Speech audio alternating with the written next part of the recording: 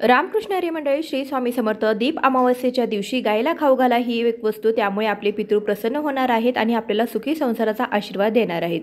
दीप अमावस्येला गोमातेची ही सेवा तुम्ही सकाळपासून संध्याकाळपर्यंत दिवसभरामध्ये कधीही करू शकता.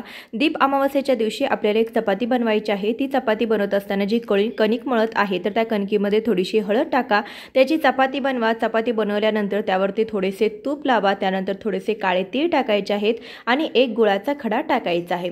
ही जी चपाती आहे तर ती घेऊन आपल्याला गोमातेजवळ जायचं आहे. तुम्ही गोशाळेत जावा किंवा तुम्हाला जिथे गायी भेटेल तिथे जावा. त्यानंतर गायीच्या प्रथम पायावरती पाणी घालायचं आहे. त्यानंतर गायीला हळदी कुंकू व्हायचं आहे, फूल व्हायचं आहे. तुम्ही हार नेला असेल तर हार घाला. त्यानंतर ही जी पोळी आहे तर ती गायीला खाऊ घालायची आहेत. गायीला 7 प्रदक्षिणा घालायच्या आहेत.